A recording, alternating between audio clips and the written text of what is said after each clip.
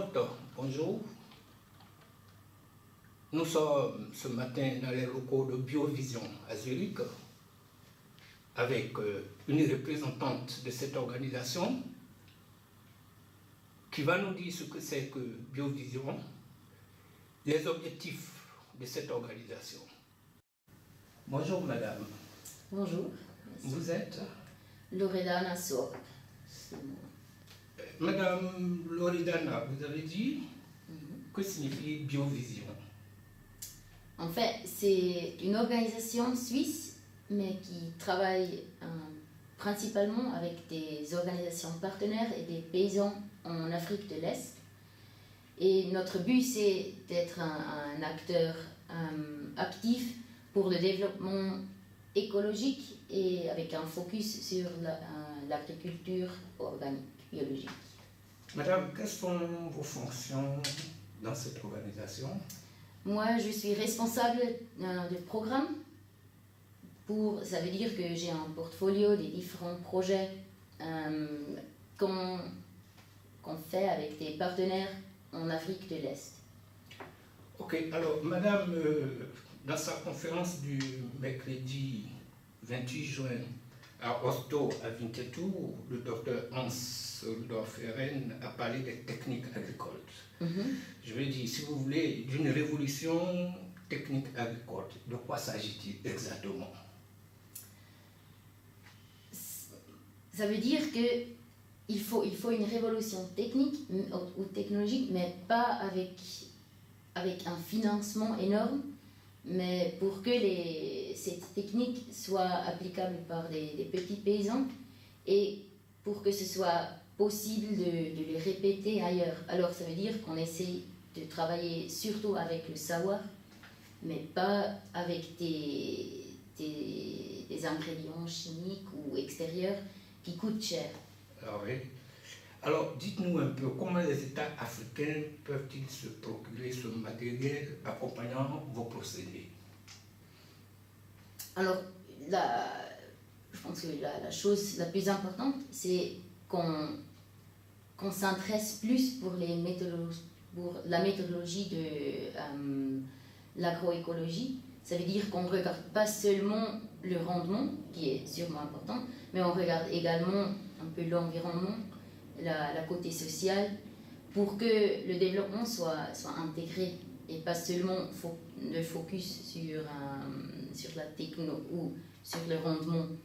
Et comme ça, si les gouvernements soutiennent plus l'éducation, la formation dans l'agriculture biologique et la recherche, aussi également dans l'agriculture durable, et comme ça ils peuvent soutenir le développement de l'agroécologie.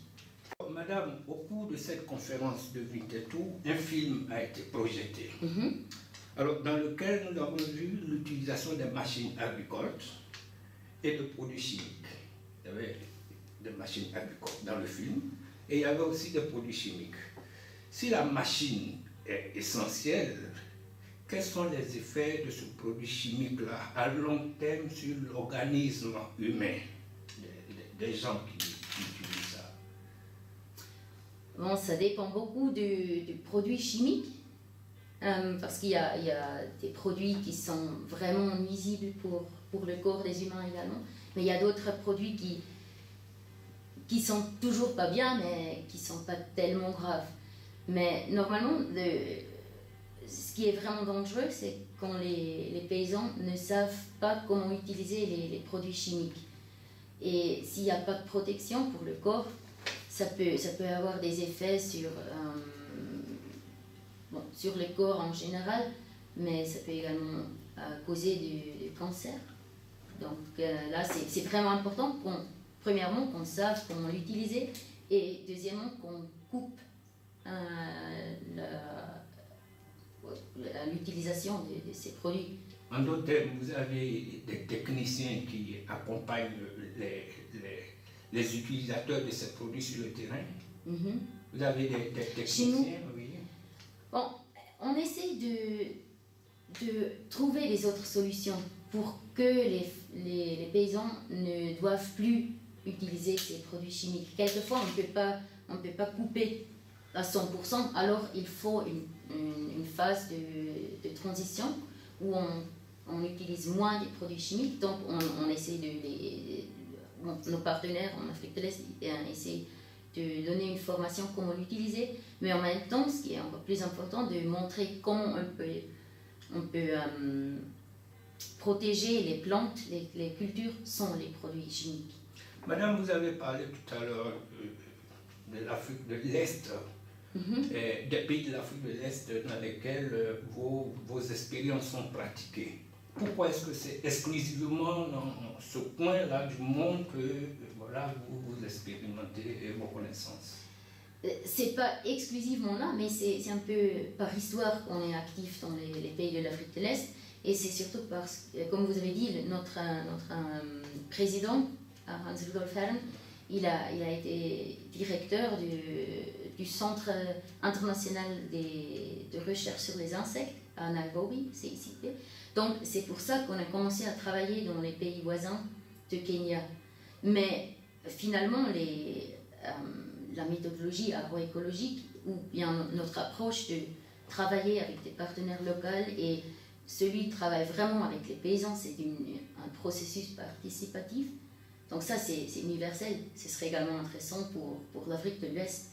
Mais comment est-ce que les pays de l'Afrique de l'Ouest peuvent accéder à Biovision? Alors, le plus facile, c'est d'accéder à notre collection de savoirs pratiques sur l'agriculture biologique ou l'agroécologie. Donc, c'est accessible sur l'Internet, online, et c'est sur www.infonetbiovision.org. Madame, la question est de savoir si vous traitez avec les États, avec les coopératives ou avec les individuels. On travaille toujours avec des groupes, des coopératives ou les États, et avec les États, on travaille également avec le Sénégal. Donc là, on est déjà actif. Avec l'État sénégalais. Ouais. Et on donne la formation pour être capable d'influencer la stratégie pour un développement plus écologique.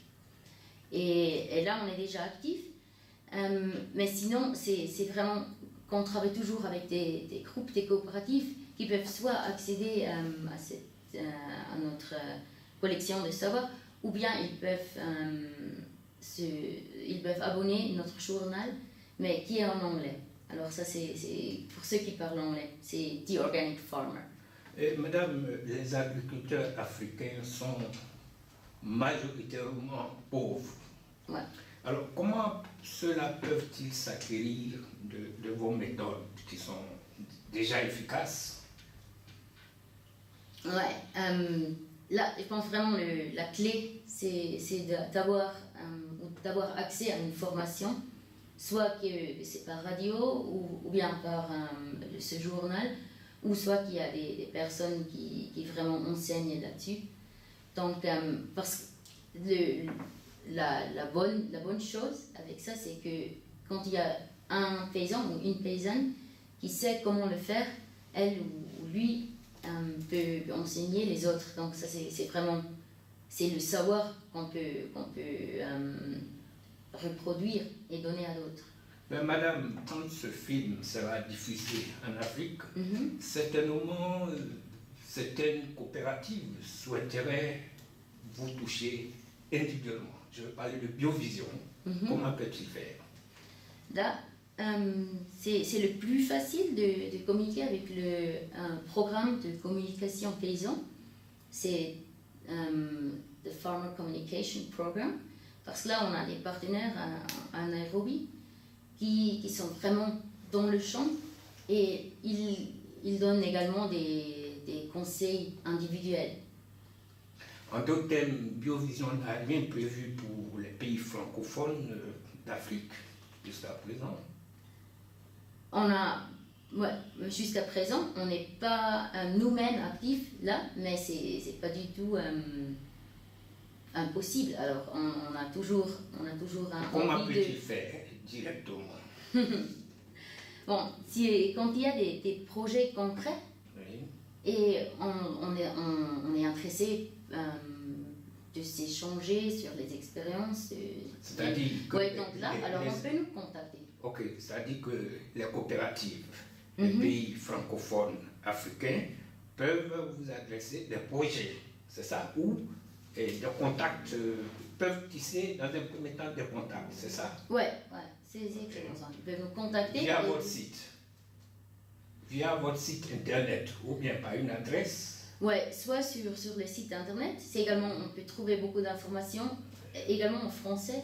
Sur notre site principal, c'est biovision.ch. Là, on peut trouver beaucoup d'informations en français. Ou bien, on peut nous écrire sur info@biovision.ch. Là, on peut écrire des emails et on va réagir. Madame, comment vous voyez Biovision dans le monde à venir, c'est-à-dire le futur? Bon, ce qui est notre vision, c'est de toucher plus paysans encore et de travailler plus prochement avec les gouvernements également pour que ce soit plus nécessaire que c'est nous qui donnent ce soutien, mais finalement que les États soient capables et prêts à le faire eux-mêmes. Et comme ça, on espère d'avoir accès à beaucoup plus de paysans qui ont besoin de ce savoir agroécologique. Vous avez un dernier mot? Ce que j'espère, c'est bien sûr qu'il y a vraiment un vrai intérêt pour ces méthodes biologiques, soit agroécologiques, qui sont intégrées et qui sont praticables par tout le monde. Et ce serait très joli de voir les exemples de l'Afrique de l'Ouest, comment c'est pratiqué là. Nous avons été très heureux ce matin d'être dans les locaux de Biovision à Zurich avec Madame Loredana, c'est ça? C'était Banao Nambo, assisté d'Arigoué à la caméra pour communication. Merci.